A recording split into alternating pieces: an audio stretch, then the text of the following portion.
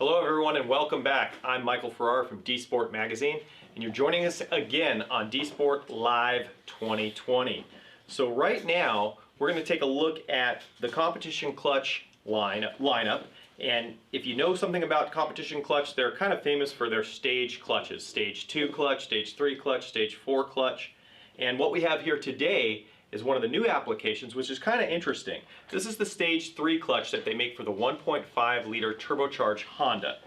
Now it starts off with a 4140 billet steel flywheel that's machined to accept a larger diameter, basically the Type R style pressure plate. So going to a larger diameter clutch gives you a little bit more torque handling capability, plus you're getting additional heat capacity in the clutch.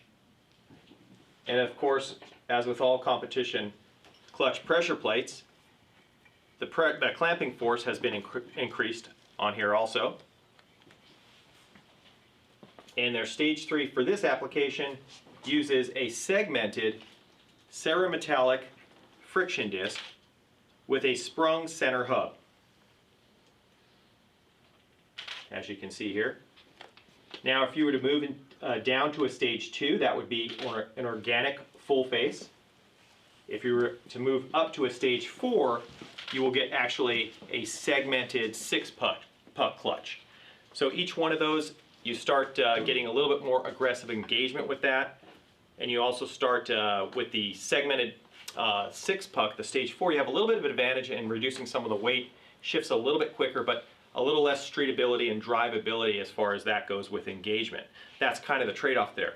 Now, as part of the package, they actually include everything you need for this installation. They have the actual Honda flywheel bolts are included, some blue thread locker, new bolts and washers to secure the pressure plate,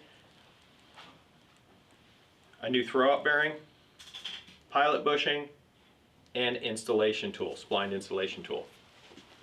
So I think I heard, but we have a question there. Yeah, how do you know what stage clutch you need? How do you know which stage clutch? Okay, that's a good question. It's kind of an open-ended question, also a little bit like, you know, which exhaust sounds the best. Everyone has a little bit different driving feel. Part of which clutch is going to be best for you is how much torque output you have from your combination. As you go up in the torque output, you're going to be looking towards the higher end stages in order to handle that. Depending on the form of racing, you're going to have to select a stage that has good heat capacity, good torque handling. That's basically how it's going to kind of direct you to which stage. The drivability is also part of it. You know, if you have a daily driver, your driving style and stuff like that, you might like how a Stage 2 with the organic disc engages and feels. And you know, basically with that type of setup, you just have a slightly stiffer pedal, and now you've got all this additional torque capacity, and you've got a good, you know, daily driven type setup. Whereas as you start getting to some of the other disc options, it gets more and more aggressive and can be a little bit trickier to drive and to actually modulate. Now with these flywheels, they actually have the flywheel available in both. This is what this is the 22-pound lightweight edition, and then there's also a 17-pound ultra lightweight edition on those. I forgot to point that out, so I wanted to just make sure. Yes? What materials are these flywheels made of? Okay, so the flywheel is made from a 4140 chromoly steel.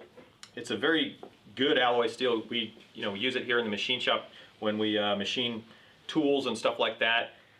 It has a pretty good corrosion resistance, very super high strength. You don't often see it used in flywheels because it is such an expensive material, and probably part of the reason why the clutch setup here, you're looking at about, price-wise, in about the $1,270 range for the complete system. So it is a premium material that it does, you know, add to the price of the whole package. Any other questions? Yes? What's better, the lightweight flywheel or the ultra lightweight? Okay, which is better, the lightweight flywheel, the 22 pound or the 17 pound. It really depends on the type of driving that you're going to be doing. If you're going to be street driving the car and drag racing the car, generally the heavier flywheel is going to be better for you. Heavier flywheel stores more energy in it, so you don't have to have the RPM as high to have enough energy in there to get the car moving when you start releasing the clutch pedal off the floor. So that's basically the trade-off there. If you can, if you're basically doing a lot of road racing and stuff like that, the lighter flywheel, you know, since you're basically going through all the other gears, the lighter flywheel will help the car generally shift a bit quicker, come up, you know, free revving and stuff a little bit easier, but it's much harder to launch the car with the lighter flywheel. Yes? You mentioned that you use Loctite. Which is better, red or blue in this scenario? Okay, so red or blue? That's a good question for flywheel bolts. If you can get away with blue, get away with blue. Blue is a lot easier as far as getting it off when you have to service parts, and red is kind of an extreme solution that you should probably mostly wait till you know that you have some type of issues. You know, the good thing here is you've got brand new bolts, so you're not dealing with a fastener that you don't really know the history of, and that's important. And if you've got a great fastener, you know, good new fastener, such as an OEM fastener or maybe an ARP upgraded fastener or something like that, and using that with a blue Loctite, 98% of the time that's going to work great. And you don't have the problems associated with the red Loctite, which it's much harder to get out, and it's just leaves like a lot of buildup in there, so that after you take it out, you're going to have to chase all the threads and stuff like that if you use the red Loctite. All right, do we have any other clutch questions? Hold on 1 second. Okay, not a problem. All right, so let's move over here, and we talked earlier in some of the earlier broadcasts about Evaporust, and you guys probably know we love using the first Evaporust that we knew about to get rust off of just about everything. You know, our engine blocks, everything else, we soak it in there, and it does just a great job of getting rust off stuff. Now, Evaporust has recently come out with a new product called SAFR. Now, this is basically a new formulation of a paint remover that doesn't have some of those real dangerous chemicals that are in a lot of the paint removers out there that can cause lots of problems, especially if you're not in a super good ventilated area. I mean, most of the time if you're using an aircraft stripper, you don't want to do that indoors or in a garage or anything like that.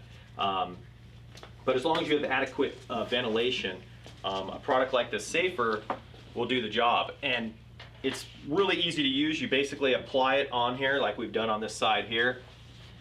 And after you apply it on there, what you're going to do is, oh, thank you. All right, so you're applying it on here, a nice thick gel. You can wrap it in you know, a trash bag or some type of plastic and let it sit in a really warm place out in the sun and stuff. Or you can, if you've got some type of heating oven, wouldn't use your kitchen oven, but if you got some other way to heat it up to keep it around 120 to 150 degrees for about an hour, it'll help lift everything off of it. Now this right here, because we didn't read the instructions before we started on this, we only let it sit for about 15 minutes, so it may be a little bit harder to get off than normal, but we'll give it a shot right now. Just using a regular plastic scraper here, and actually look at that. Wow, it just comes off like butter. That's working really nice. Yes? Is this product safe to use indoors? Yes, with adequate ventilation, you can use this indoors. And I want to talk about the importance of using a stripper versus using some type of media blast on any type of engine part. We've seen here at Club DSPORT all too many times people ruin an engine. They'll spend all this money on building their engine, and they'll go out there and, oh, I'm going to get my valve covers powder coated, or I'm going to get this done and that done. And what happens, actually, I can flip this over here. I'll keep one glove on. But most powder coating companies, they're not automotive people. You know, they're just guys that are, you know, educated in how to blast stuff and paint it and powder coat it. So that's what they know. And the problem is the media that they use you know, be it sand or glass, it gets caught up in certain areas as they blast this thing to clean it in order to prep it before they paint it.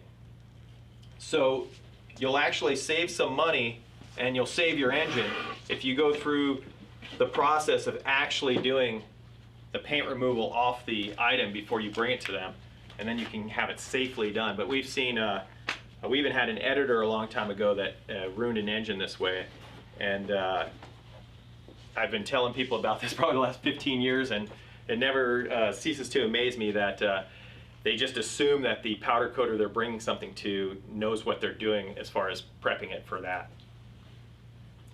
So do we have any other questions?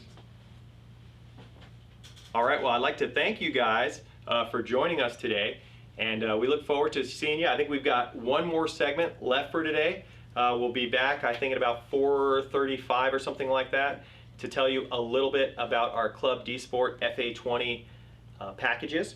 And please give us comments. Let us know what you liked about DSPORT Live 2020. Our plan is to take what we're doing here and turn it hopefully into a show that comes out maybe twice a month or maybe more. We'll see. But hopefully you guys have enjoyed what we've done and can give us some great feedback.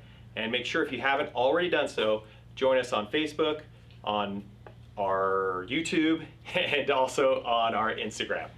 We look forward to seeing you guys again. Stay tuned, as we'll be back again at about 4:35 today.